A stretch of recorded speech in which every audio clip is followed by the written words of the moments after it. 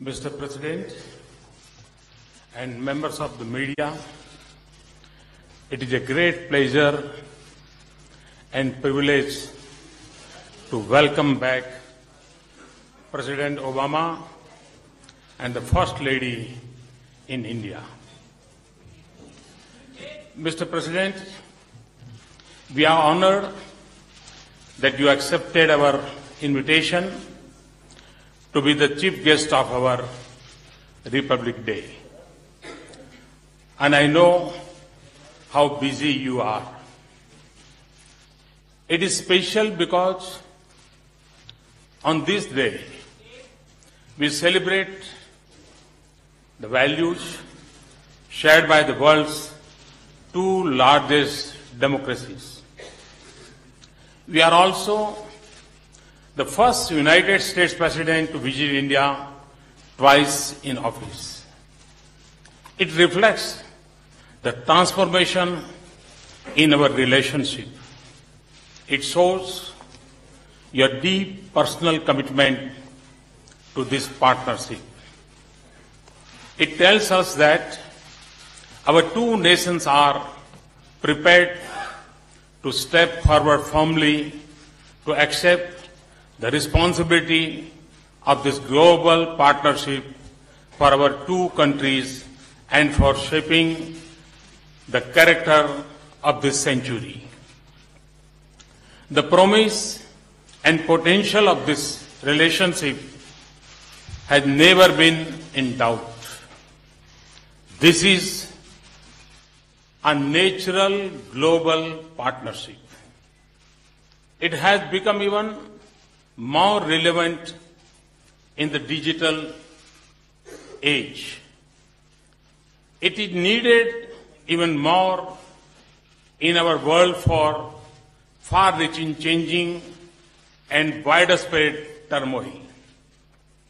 The success of this partnership is important for our progress and for advancing peace, stability, and prosperity around the world. From the turn of this century, we have begun transforming our relationship. But we have to convert a good start into lasting progress. This requires translating our vision into sustained action and concrete achievements. Mr. President, in the last few months, I see new excitement and confidence in this relationship. I see renewed energy in our engagement.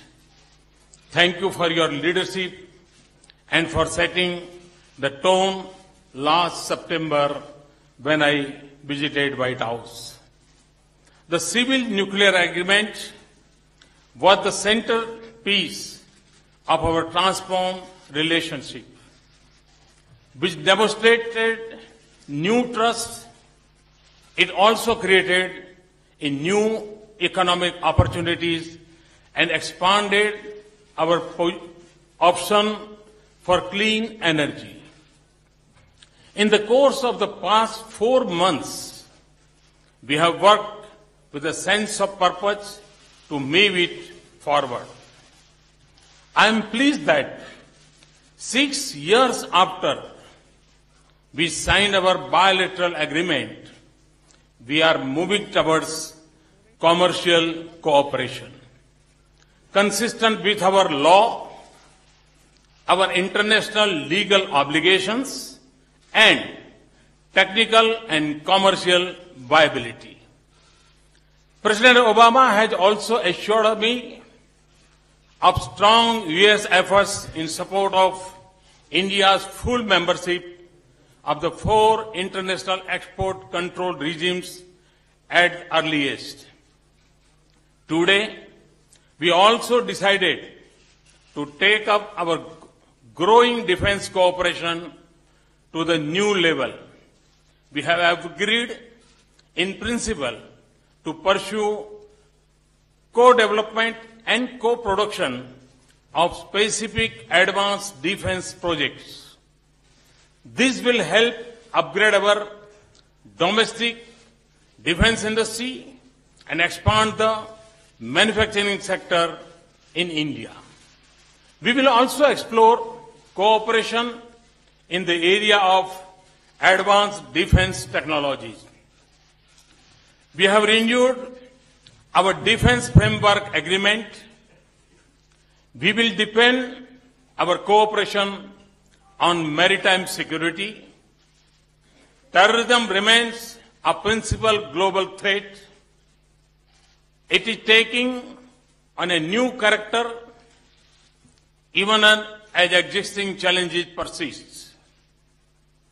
We agreed that we need a comprehensive global strategy and approach to combat with it. There should be no distinction between terrorist groups. Every country must fulfill its commitment to eliminate terrorists, safe havens, and bring terrorists to justice. Our two countries will deepen our bilateral security cooperation against terrorist groups, and we will further enhance our counter-terrorism capabilities, including in the area of technology.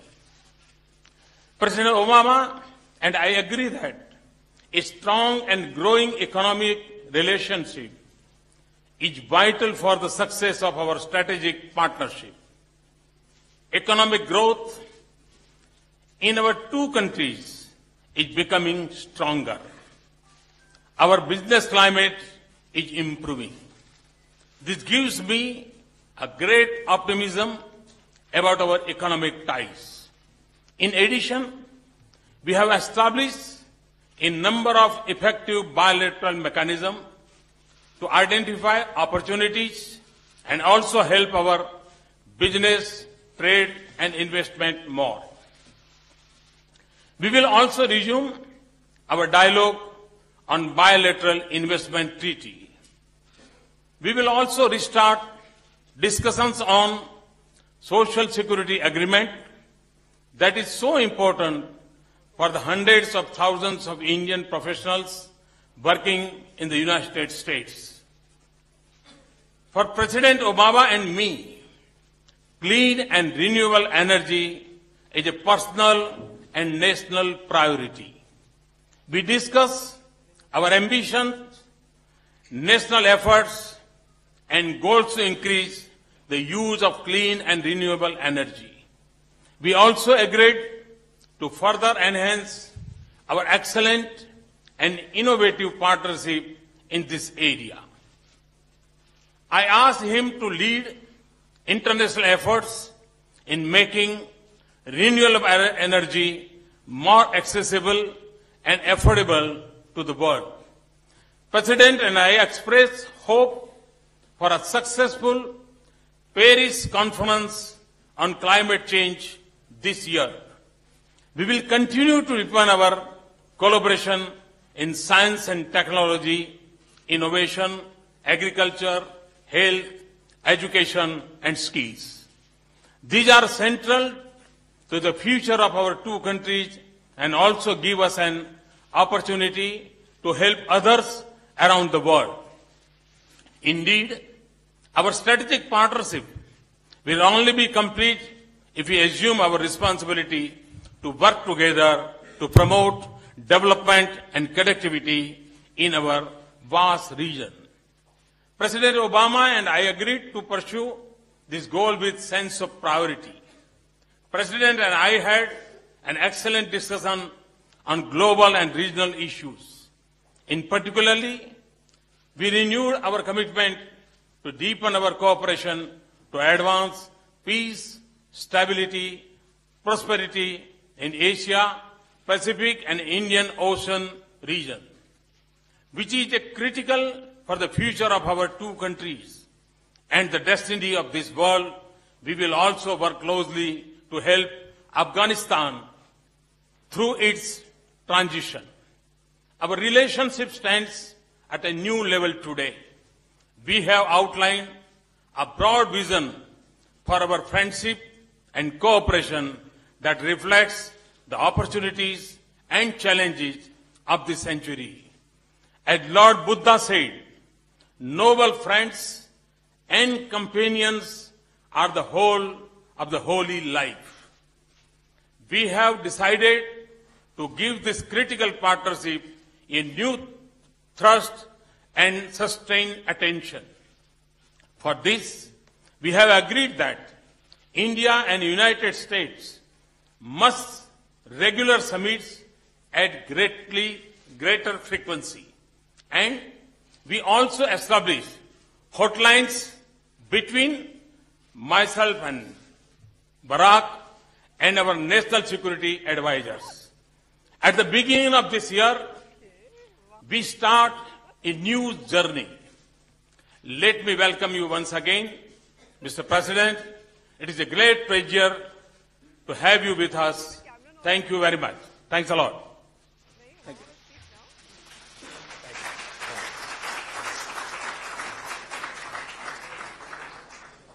Namaste. Thank you, Prime Minister Modi, for those very generous words. I want to express my profound gratitude to not only you, but the people of India for the incredible hospitality that has been shown to me and Michelle. We are thrilled to be back in India. Mera pyar, bara namaskar. Mr. Prime Minister, thank you for the invitation to join the people of India on Republic Day. I am honored to be the first American president to attend this celebration, as well as the first president to visit India twice. And this reflects my commitment since the beginning of my presidency to deepen our ties with India.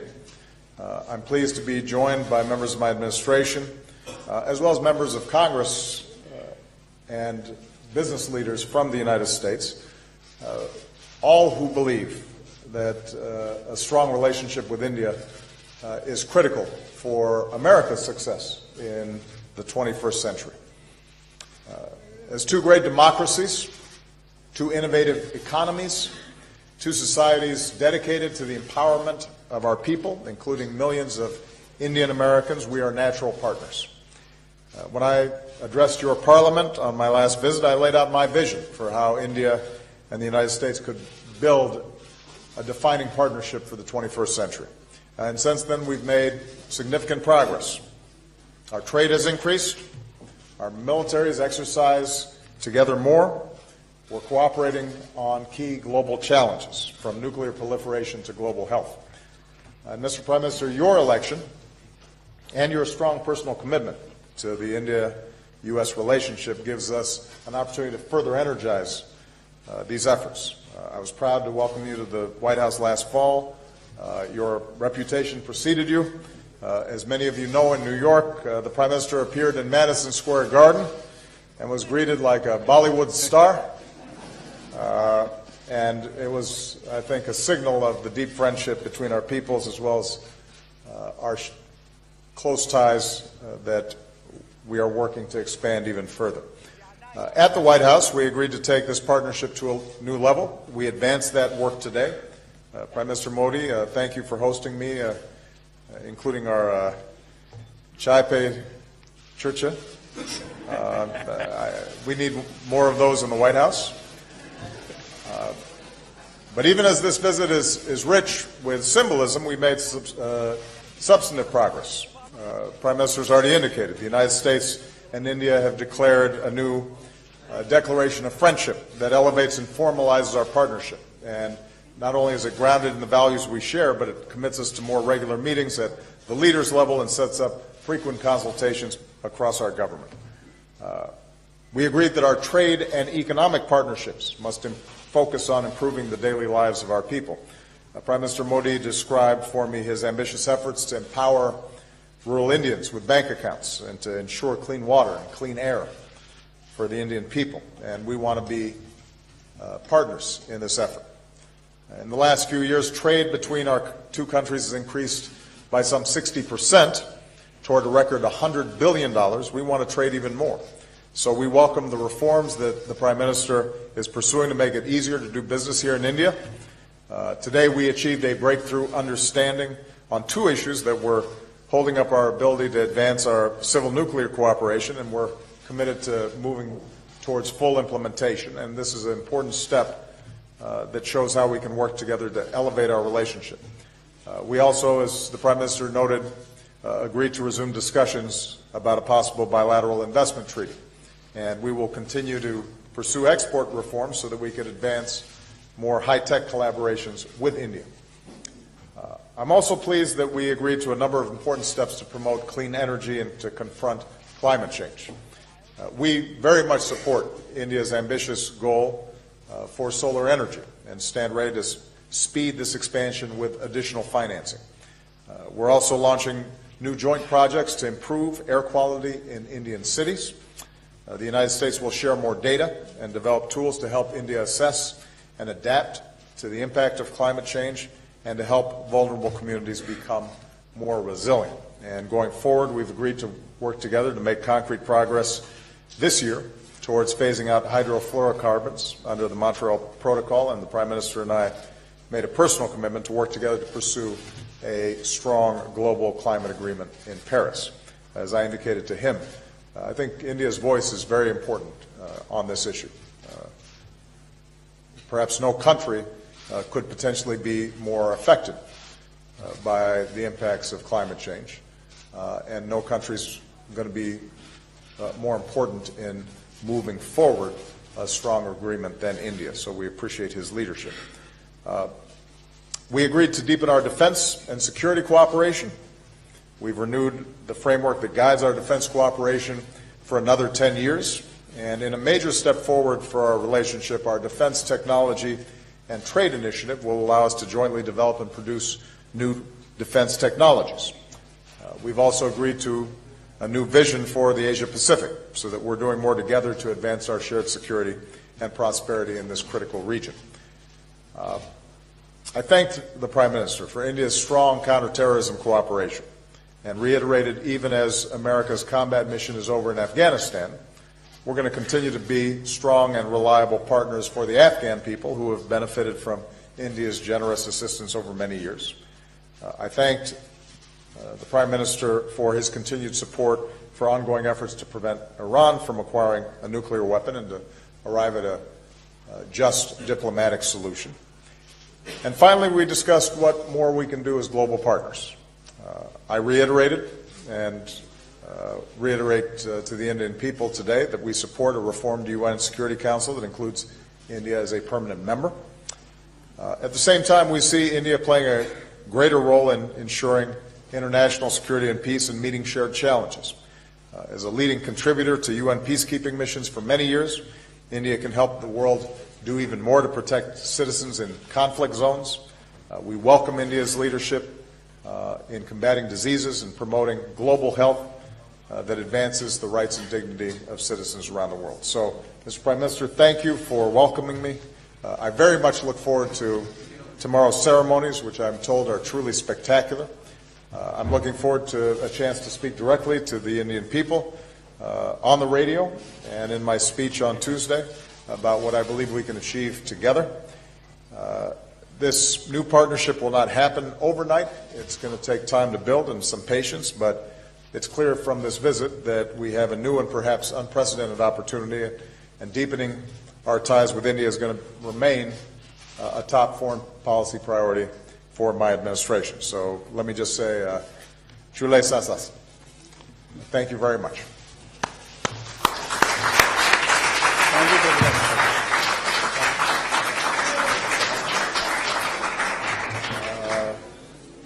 I now call upon Julie Pace of AP to ask her question.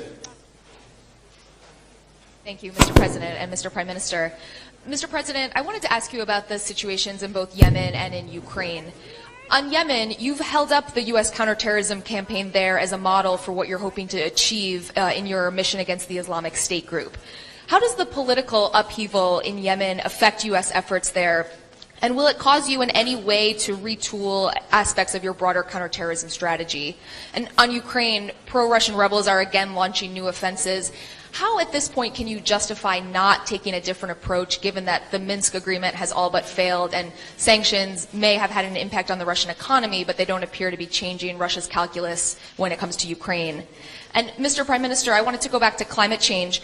White House officials have said that they hope that the recent U.S.-China agreement can spur countries like India to make similar commitments to cut emissions. I'm wondering if you feel any pressure to take that kind of action because of the China agreement.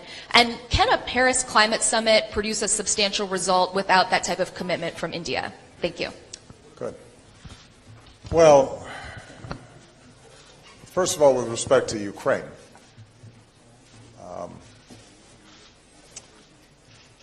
what I've said consistently is that we have no interest in seeing Russia weakened or its economy in shambles.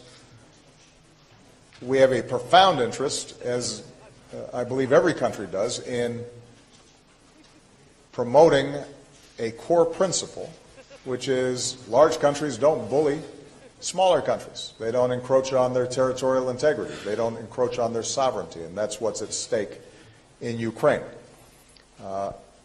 And what we have done is to consistently isolate Russia on this issue and to raise the costs that Russia confronts. Now, when you say that we should take a different approach, Julie, I don't know exactly what you're referring to. I've been very clear that it would not be effective for us to engage in a military conflict with Russia on this issue. But what we can do is to continue to support Ukraine's ability to control its own territory. And that involves a combination of the economic pressure that's been brought to bear in sanctions, the diplomatic isolation that has been brought to bear against Russia, and as important as anything, making sure that we're continuing to provide the support that Ukraine needs to sustain its economy during this transition period and to help its military with basic supplies and equipment, as well as the continuing training and exercises that have been taking place between NATO and Ukraine for quite some time. We are deeply concerned about the latest break in the ceasefire and the aggression that these separatists, with Russian backing, Russian equipment, Russian financing, Russian training, and Russian troops, are conducting. And we will continue to take the approach that we've taken in the past, which is to ratchet up the pressure on Russia. And I will look at all additional options that are available to us short of military confrontation in trying to address this issue. And we'll be in close consultation with our international partners, and particularly European partners, to assure that they stay in lockstep with us on this issue. What we've been very successful at is maintaining unity across the Atlantic on this issue. And that's going to be a continuing priority of mine. But ultimately, what I've said before remains true. If Mr. Putin and if Russia are hell-bent on engaging in military conflicts, their military is more powerful than Ukraine's. And the question is going to be whether they continue to pursue a path that not only is bad for the people of Ukraine, but is bad for the people of Russia. And are we able to continue to raise the costs even as we're creating an off-ramp diplomatically that eventually the Kremlin starts pursuing a more sensible policy and resolving this issue. With regard to Yemen, my top priority has and always will be to make sure that our people on the ground in Yemen are safe. That's something that we have been emphasizing for the last several months and builds on the work that we've been doing over the last several years. It is a dangerous country in a dangerous part of the world. A second priority is to maintain our counterterrorism pressure on al-Qaeda in Yemen. And we have been doing that. And I saw some news reports that suggested somehow that that counterterrorism activity had been suspended. That is not accurate. We continue to go after high-value targets inside of Yemen, and we will continue to maintain the pressure that's required to keep the American people safe. We are concerned about what has always been a fragile central government and the forces inside of Yemen that are constantly threatening to break apart between north-south, between Houthi and Sunni inside of Yemen, and this is one more sequence in what has been an ongoing turbulent process inside of Yemen.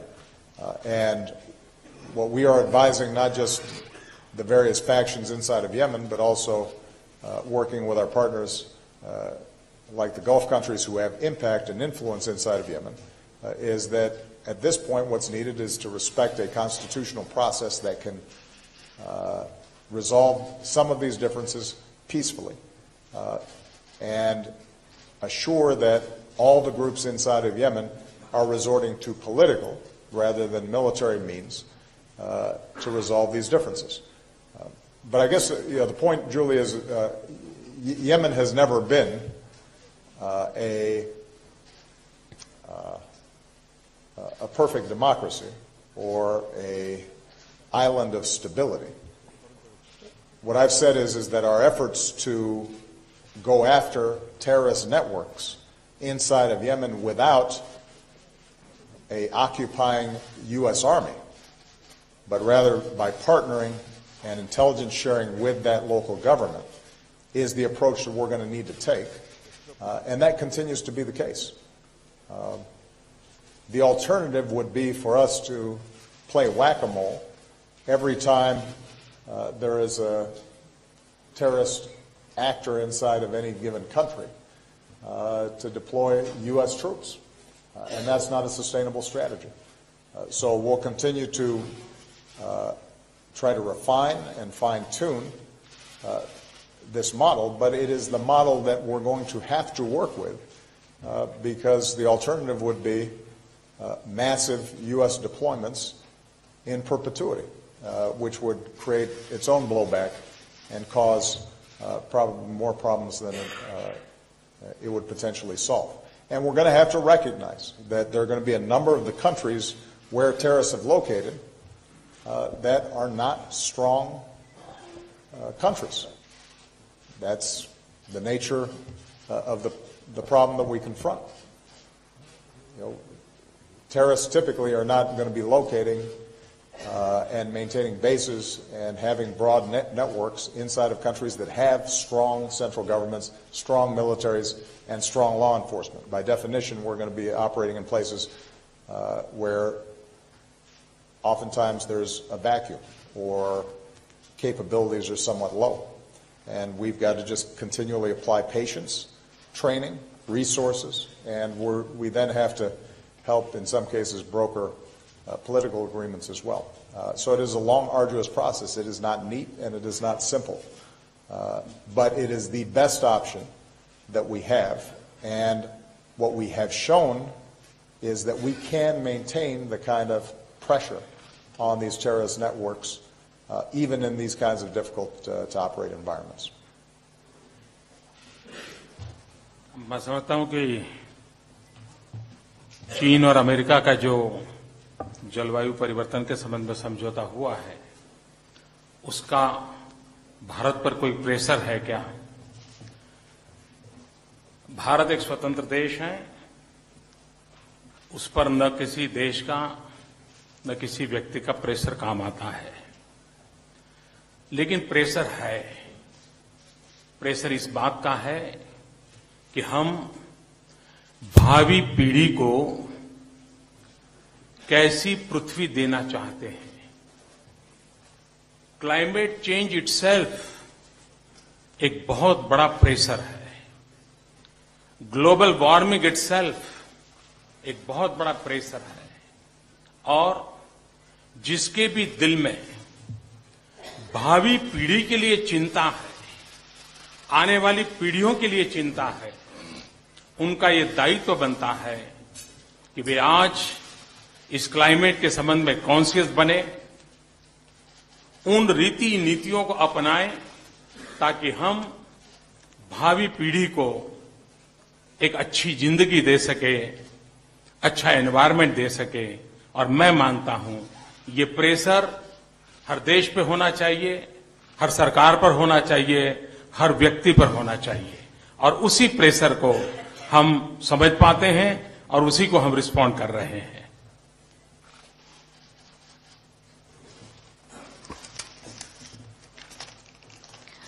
It's my feeling that the agreement that has been concluded between the United States and China does not impose any pressure on us.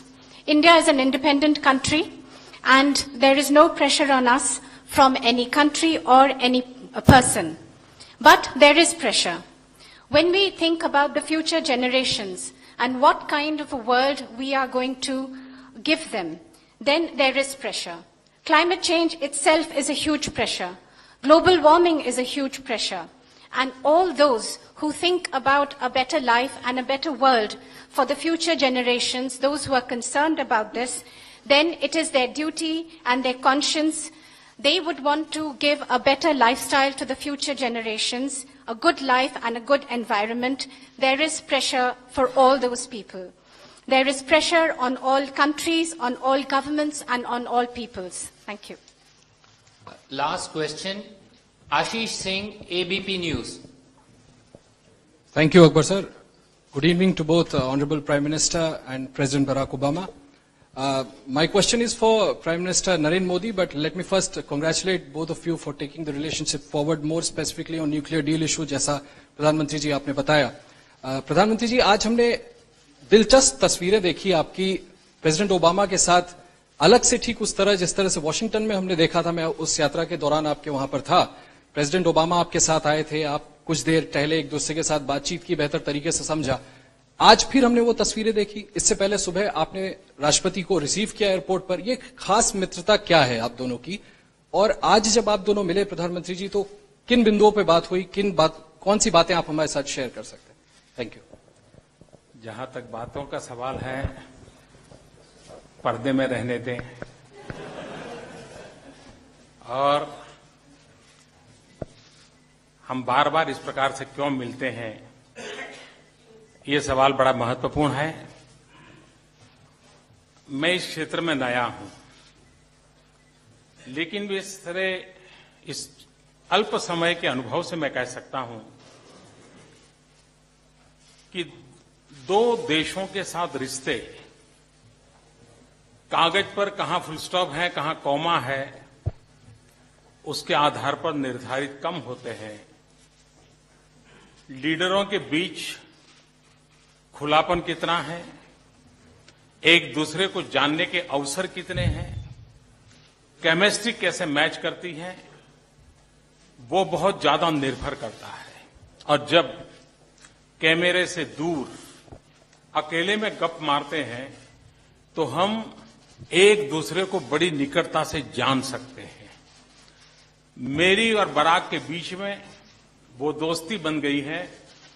उस खुलेपन के कारण हम आराम से phone पे बात कर लेते हैं, हम आराम से गप मार लेते हैं, हंसी मजाक कर लेते हैं. इस केमिस्ट्री ने मुझको और बराक को तो निकट लाया ही है, वॉशिंगटन और दिल्ली को भी निकट लाया है, लेकिन अमेरिका की जनता और हिंदुस्तान की जनता को भी निकट लाया है. और ये पर्सनल केमिस्ट्री है. मैं समझता हूं ये बहुत मैटर करती है और ये पनपनी चाहिए, ऐसे ही अवसर पर पनपती है.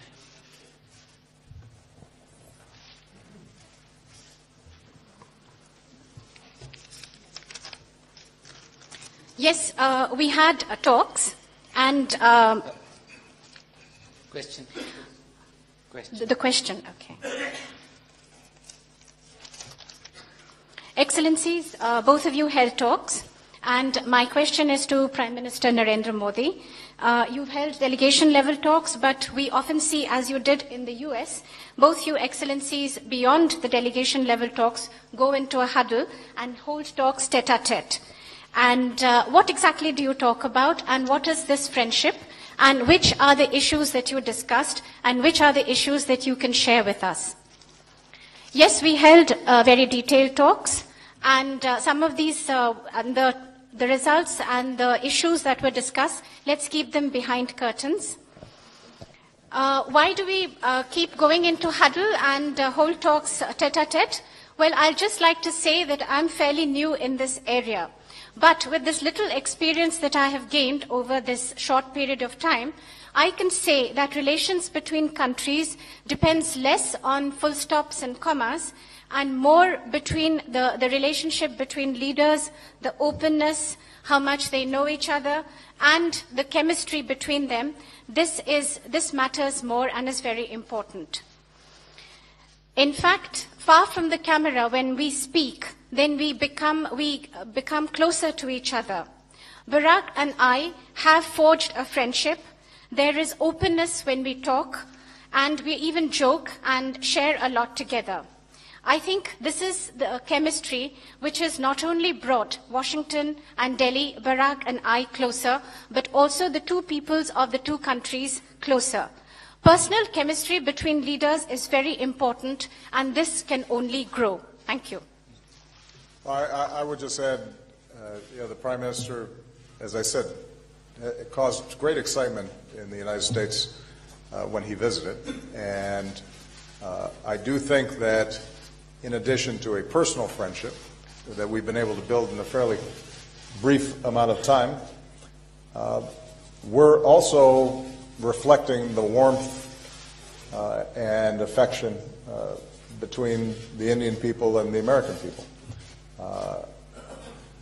Part of the reason we're such natural partners is because we share values as former colonies, as the two largest democracies in the world, as entrepreneurial nations, as people who believe in the freedom and dignity and worth of all individuals. And so it's not surprising then that we have a friendship, because hopefully we're reflecting the values of our peoples.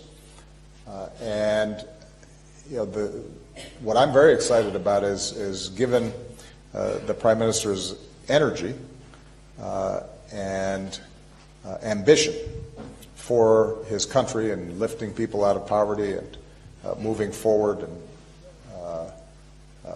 on the reform agenda that he's put forward, that affection can then be translated into very specific actions, and we're seeing that reflected here today. He's right, though, we can't tell you everything that we talked about. Although I will share one thing, and that is we compared how much sleep each of us is getting. And it turns out that Modi is getting even less sleep than me. But, of course, that's because he's still new. After you've been doing this for about 6 years, maybe he'll be able to get an extra hour.